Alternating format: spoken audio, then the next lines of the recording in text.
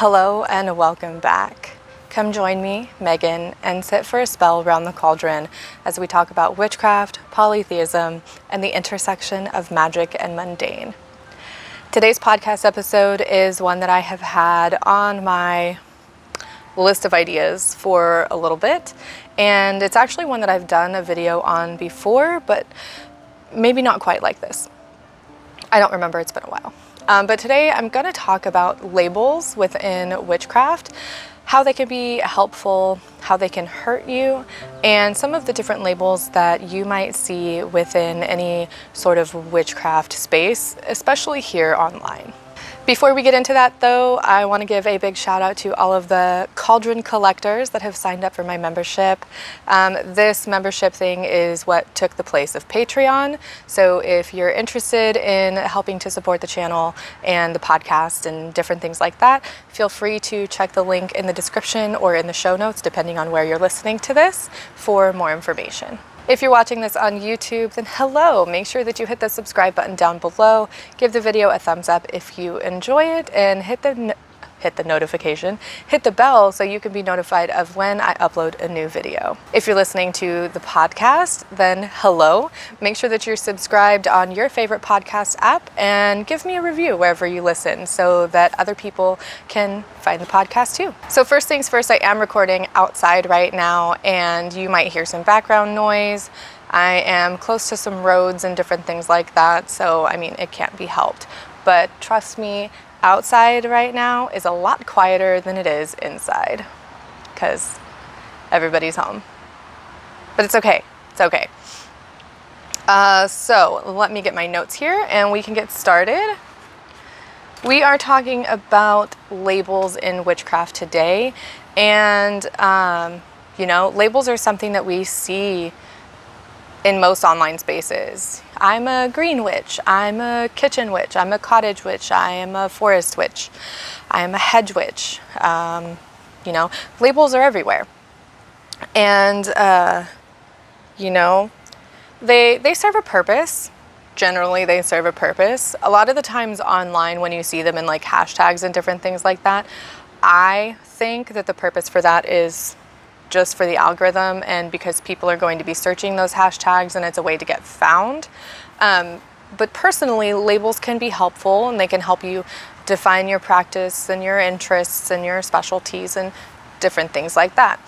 I don't personally give myself any sort of label because I do a lot of different things and I don't find labels to be helpful within my own witchcraft practice.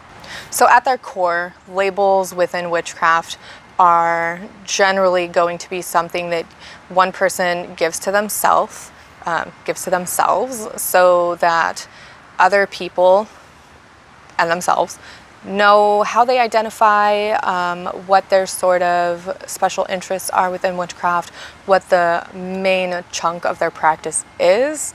And this really helps the individual get more specific within their studies and different things like that. But it also helps the people around them know what that person is interested in. So if I were to go up to you and say like, hi, my name is Megan and I am a crystal witch, you could probably assume that a majority of my practice or a majority of my interests revolve around crystals and minerals. The same thing can be said for kitchen witchcraft. If someone came up to me and said, hi, my name is Jessica and I'm a kitchen witch, then I would assume that the majority of their witchcraft practice involves the kitchen in one form or another, whether that be cooking meals or baking, or I would take it a little further and maybe go with like tending the hearth and taking care of the family and different things like that. I just realized this episode's probably going to be super short. I don't know how much I have to say on this topic. Anyway, so when it comes to good uses for labels, I think of it as like finding your social community, finding your group of people that you mesh with. And sometimes it can be an identity that we take on, whether for good or for bad. For example, even outside of witchcraft, I have many different labels that I give to myself.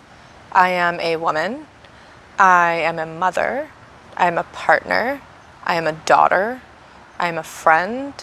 I am an artist. I am a writer. I am a swimmer. I am a fiber artist. So I mean, all of these different things are labels, and they describe me in one way or another. I am a woman. I identify as a woman. I am a cisgender woman. I am a mother. I have a child. I'm a partner. I have a fiance. I'm a daughter. Obviously, I have parents. Then the labels like fiber artist and writer, those describe things that I do and things that I'm interested in. I crochet and I write crochet patterns and I create things out of yarn and different fibers. It's one of my interests, one of my hobbies, and one of my passions. I'm also a writer. I write different articles and blog posts, and I get paid to write for other people. This is something that I enjoy doing, usually. But these are different labels that I give to myself or that have been given to me outside of witchcraft. So if you correlate them together, I think that's a good way to describe it. The purpose of a label within witchcraft is similar to the labels that you give to yourself or that are given to you outside of witchcraft. They help you identify yourself among a group of people. They help you find people that have similar interests to you. They help you narrow down your interests. If you are a witch but you're not interested in herbs, then you probably wouldn't call yourself a green witch because you don't care about herbs and you don't grow a garden. But on the other hand, maybe you're really interested in spirit flight and astral projection and traveling to the other world and different planes of existence. So then maybe you would give yourself the title of hedge witch because that's a majority of your practice. And I have seen people use many different labels at once to describe themselves and the different types of witchcraft that they're interested in. Like, someone is a green hedge, cottage, kitchen, sometimes crystal witch, which is a mouthful. But, I mean, when we talk about these things, I guess I should mention that the majority of the time that you're going to see these labels or hear these labels talked about is in an online space where we sort of need to identify ourselves. Generally, it's going to be in like your Instagram bio, or it's going to be like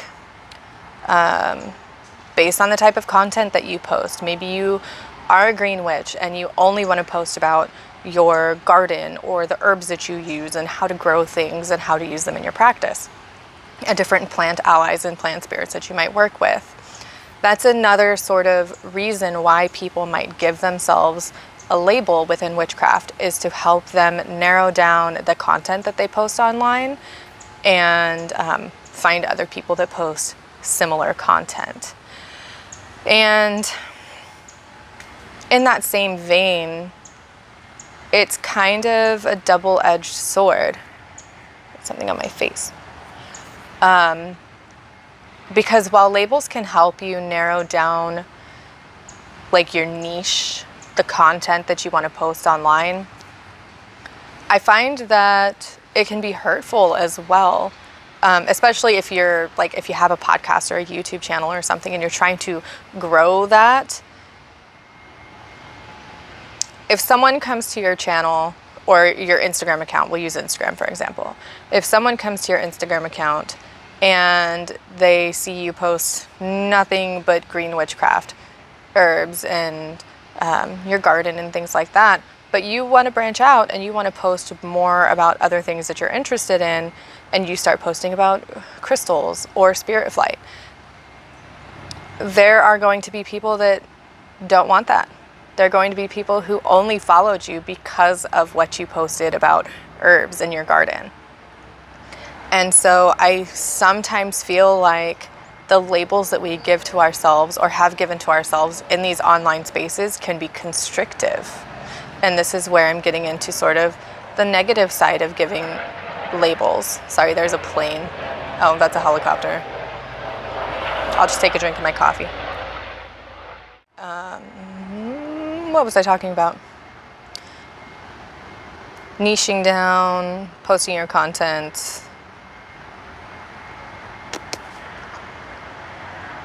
And then, okay, so outside of posting content online, a label can become an identity that it's really hard to break out of. And so you might find yourself carrying this label with you and saying, like, I am a green witch. And then in a few years find yourself interested in something else, but you might feel stuck with that title because that's what you've been calling yourself. And sometimes it can be really hard to switch your identity and how you view yourself.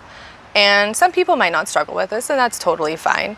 I personally struggle with labeling myself and not taking those labels on as an identity, and that's just a personal struggle of mine. But on the community aspect of it, you know, we can, when we give ourselves these labels and we only talk to people that have the same sort of interests, or somebody really using a freaking leaf blower right now. Hopefully you can't hear it that bad. If you can, I apologize. So when it comes to community and labels, when we stick with people that have the same interests or similar thought processes and patterns and ways of thinking, we run the risk of boxing ourselves in personally, but also within a community. And you run the risk of creating an echo chamber where everyone agrees with everyone else and there are no new ideas, no new ways of thinking. And it can be difficult to, I'm losing my train of thought. It can be difficult to challenge the thinking of other people when everyone tends to think the same way, if that makes sense. So, you know, if there's any sort of disagreements, it can be more difficult to speak about those things when you've created an echo chamber or joined an echo chamber where everybody thinks the same and believes the same and talks about the same things. Something else that I struggle with when it comes to labels is the lack of cohesive definitions. Because like green witchcraft could mean one thing to me, but something entirely different to somebody else. And this is because these labels are community created. We create these labels and we give them definitions and meanings. There is no one book or no one like holy scripture of labels within witchcraft that has the definitions of every single one and what they entail. So I could say I'm a green witch, but what I mean by being a green witch is being eco-friendly and eco-conscious, using the things that I have around me and not purchasing from big box stores, and being green in the terms of environmentalism and eco-friendly living. Whereas somebody else's definition of a green witch could be that they garden a lot and they have like hundreds of herbs at their disposal that they have bought or that they have grown themselves. So while these labels can help us define our practices for ourselves, when we get into community, if not everybody's on the same page, it can create discourse and arguments and disagreements or confusion because people are looking for one thing, but they find something else. And I've never really been one to like to label the things that I do anyway, outside of like the many hats that I wear as a person. Because I tend to take those things on and they become part of my identity. And as I've said in a different video, I don't know if that video has gone live by the time this is being posted or not, but it is the hashtag more than a witch video questionnaire type thing that I did on YouTube. If I've already posted it, I'll leave a link in the description and in the show notes.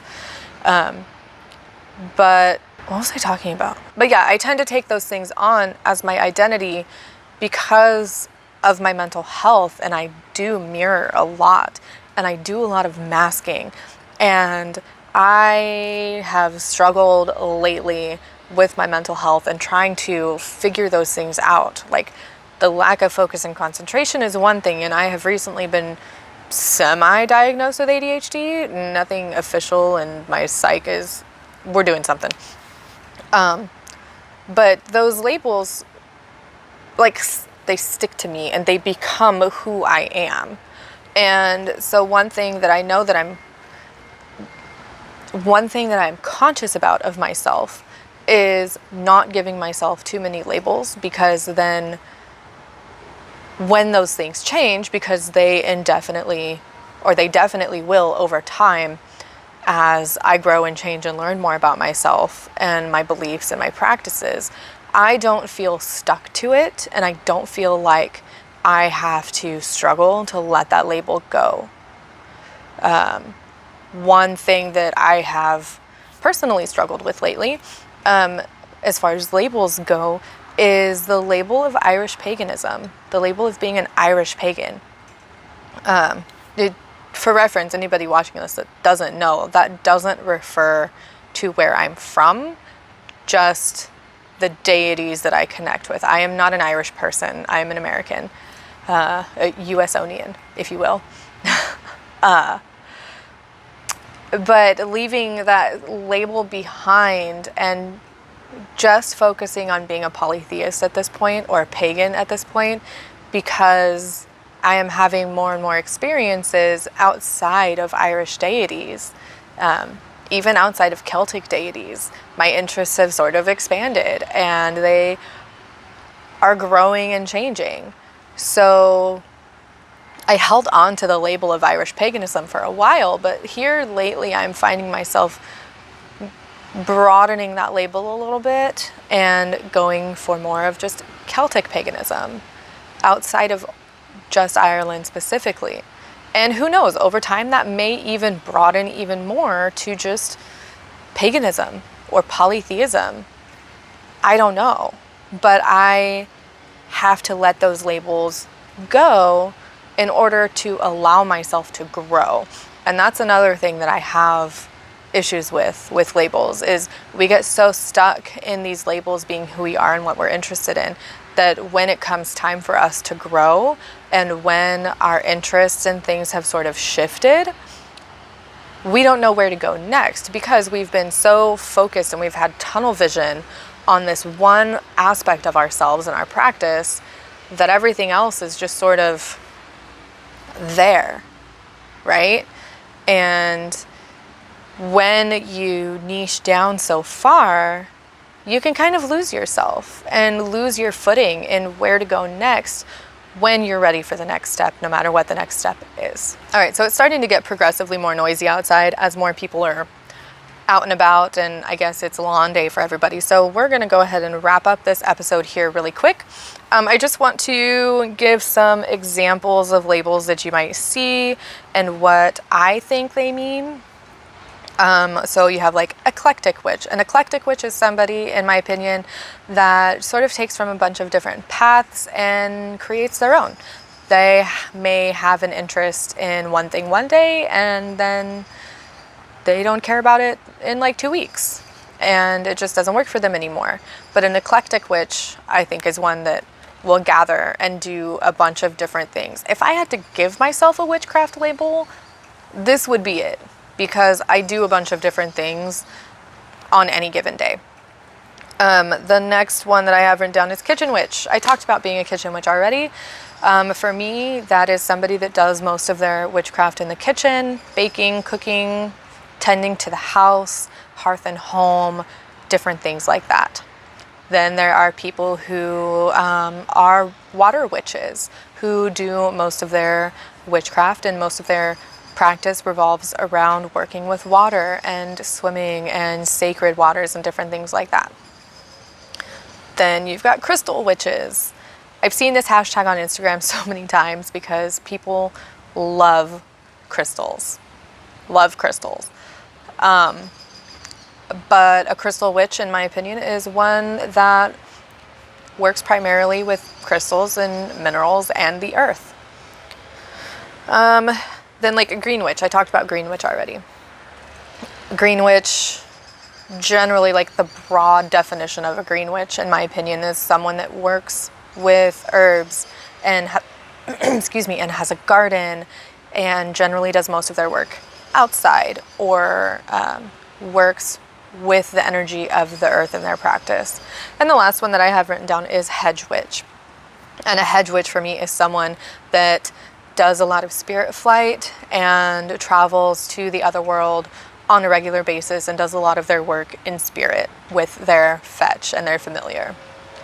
So that is it for today's episode. I'm sorry that it was a bit short. I was hoping I would have a bit more time to record outside before it started to get noisy, but I think that I said everything that I originally planned on saying.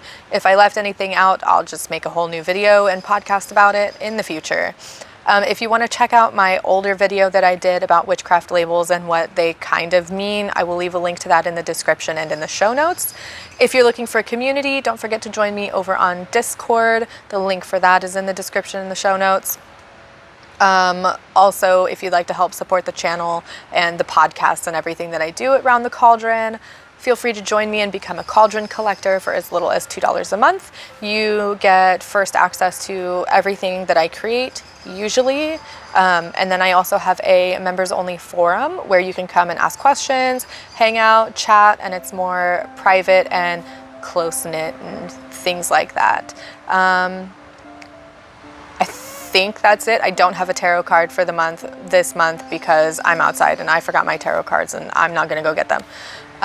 So yeah, and with that, I will see you and talk to you next time. Bye.